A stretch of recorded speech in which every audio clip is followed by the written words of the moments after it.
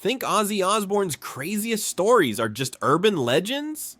Think again. Some of the wildest myths about the Prince of Darkness are shockingly true. Number 10. The Vicar's drugged cake. In the 1970s, Ozzy accidentally gave a clergyman the trip of his life. Literally. Imagine a local vicar coming over for a friendly visit, only to end up hallucinating for hours. That's what happened when a vicar dropped by Ozzy's house while Ozzy was out at the pub. Ozzy's first wife, Thelma, innocently offered the holy man a piece of chocolate cake from the fridge, not knowing her husband had laced it with potent Afghan hash. After a few bites, the poor vicar passed out cold on the spot. Thelma panicked. Had they just drugged a priest? Ozzy came home to this surreal scene. Thelma recalls his eyeballs nearly flew out their sockets in shock. They rushed the unconscious vicar to his church and left him safely in a pew. He eventually woke up with no memory of the psychedelic detour, and thankfully, no scandal emerged in the press. It sounds like a wild urban legend, a priest tripping on Ozzy's stash, but this bizarre episode really happened. Ozzy didn't mean to play mad scientist with the man of God, but in true Ozzy fashion, a simple afternoon turned into a scene straight out of a dark comedy. Number 9. Mile High Cocaine Party. What do you do if you're a notorious rock star carrying drugs on an international flight? If you're Ozzy Osbourne, you turn it into a mile-high party. Legend had it that Ozzy once avoided getting busted by customs in the most Ozzy way possible. And it's true. On one flight, Ozzy realized he had a stash of cocaine that would spell trouble when he landed. Instead of panicking, he casually handed the drugs over to the flight attendants. But here's the kicker. Rather than turn him in, the crew joined him in snorting it during the flight.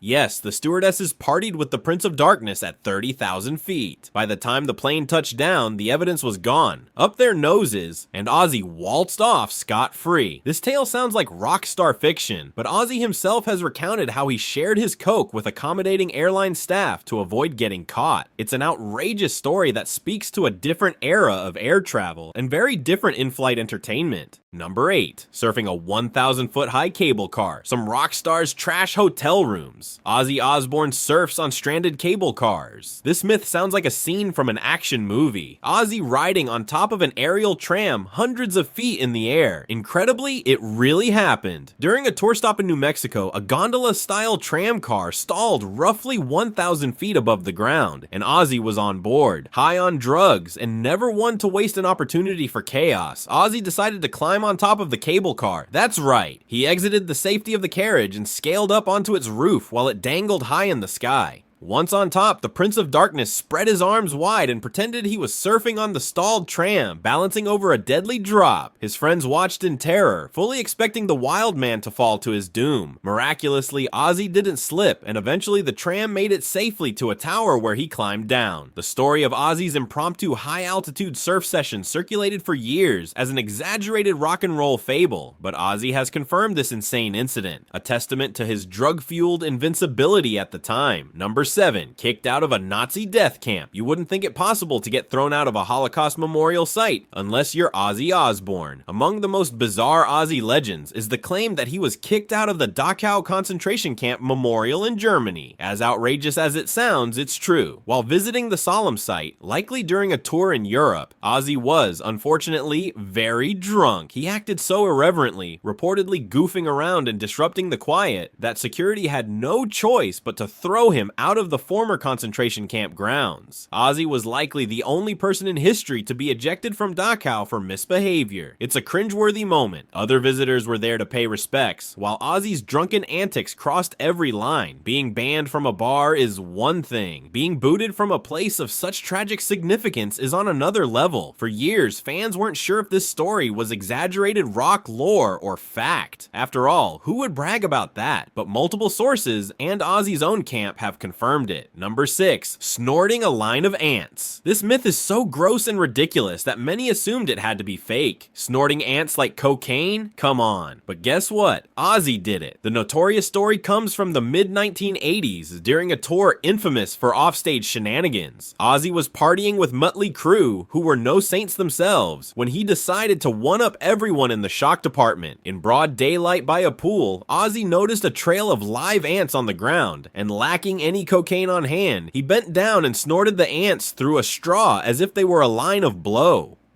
The other rockers were stunned, and probably a bit horrified as Ozzy raised the bar on rock and roll insanity. This moment was so over the top that it passed into music legend, dramatized in Mötley Crüe's memoir The Dirt and a movie of the same name. Some thought it was an exaggeration or a metaphor for his excessive drug use, but Rolling Stone magazine confirmed Ozzy snorted a line of ants like they were a line of cocaine, and Mötley Crüe's members have sworn it's true. As if that weren't enough, eyewitnesses say Ozzy followed it up by licking up his own, and possibly others', urine, proving no act was too outrageous. It's a vile stunt to imagine, but it really happened. Number 5. Banned for urinating on the Alamo. Texans take their history seriously, so when a drunken Ozzy Osbourne peed on a sacred monument, it became the stuff of legend. In 1982, Ozzy's antics landed him a decade-long ban from San Antonio, and the tale only grew over time. The myth goes that Ozzy relieved himself on the Alamo, the famed Texas shrine, while wearing a dress. The truth is only slightly less sacrilegious. He actually urinated on the Alamo cenotaph, a 60-foot monument near the Alamo, which honors those who died there. And yes, he was wearing one of Sharon's dresses at the time. Here's how it unfolded. Sharon, hoping to prevent trouble, had hidden Ozzy's clothes that morning, thinking he wouldn't wander outside in her blue evening gown, but nothing stops Ozzy. Dressed in drag and very intoxicated, Ozzy stumbled over to the Alamo Memorial and took a leak right on it. He was immediately arrested for public intoxication. The city of San Antonio was so outraged that officials banned Ozzy from performing there for 10 years. For a while,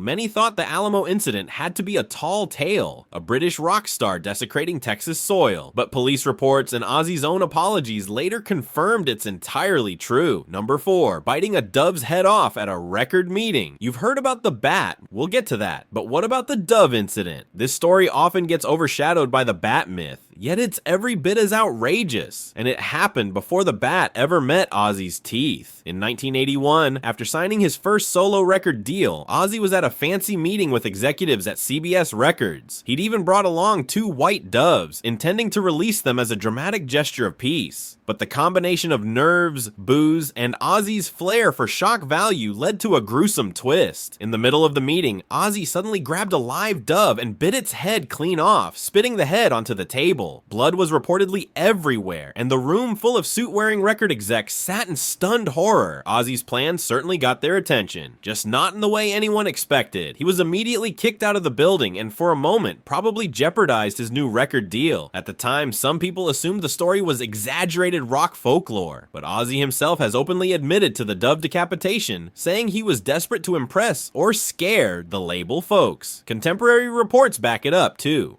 Number 3. Shooting 17 cats in a drug frenzy. This myth is among the darkest in Ozzy's catalog of chaos. A story so twisted many fans hoped it wasn't true. Sadly, it is. Ozzy Osbourne once shot and killed 17 of his own pet cats during a drug-fueled breakdown. The incident took place in the early 1980s, when Ozzy's substance abuse was at its peak and his mental state at its lowest. He had recently divorced his first wife and was either newly married to Sharon or about to be. Alone in the house and out of his mind on drugs, Ozzy became paranoid and violent. In a frenzy, he grabbed his shotgun and slaughtered every cat in the house, all 17 of them. When Sharon returned home, she found a horrific scene. Ozzy, dressed in a white suit, crouched under a piano with a shotgun in one hand and a bloody knife in the other. Ozzy was incoherent and surrounded by the carnage of what he'd done. In later interviews, a remorseful Ozzy called this episode the ultimate low point of his addiction, saying, "The final straw came when I shot all our cats. I went crazy and shot them all." He considers it a turning point that forced him to confront his drug use. This is not an easy story to stomach. The man famous for loving animals on his reality show had, years earlier, killed his own pets in a moment of drug-induced psychosis. For a long time, it was an obscure tale circulated in hushed tones, but Ozzy has openly confirmed it as tragic truth, and even Rolling Stone noted that he killed a whole gang of cats during his wild years. Number 2.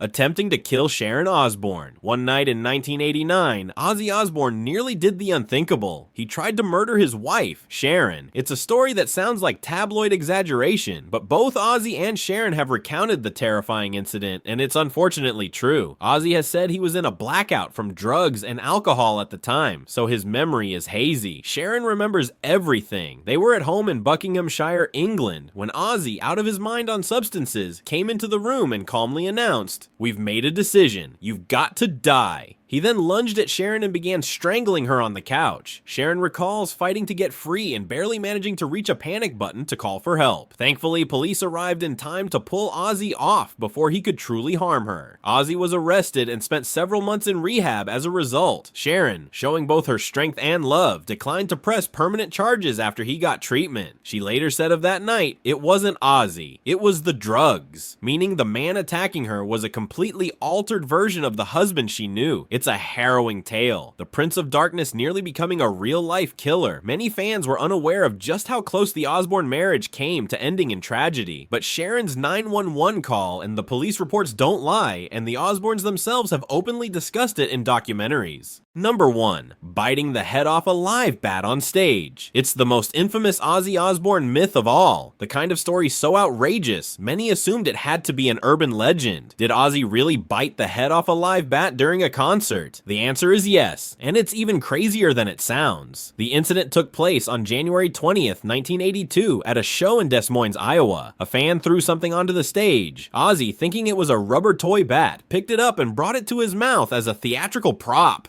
To his horror, and everyone else's, the bat was real and alive. When Ozzy chomped down, he felt the creature's wings flapping and immediately realized his mistake. He spat out the bat's head, but the damage was done, on stage and to the bat. It turned out to be real, Ozzy later recounted of the moment. The singer was rushed to the hospital after the show to undergo a series of rabies shots as a precaution. News of the shocking stunt, accidental as it was, spread like wildfire, cementing Ozzy's macabre reputation. For decades, some skeptics thought it was a concocted publicity stunt or that the bat was fake. But witnesses, photos, and Ozzy's own autobiography all confirm it. The bat-biting legend is 100% true.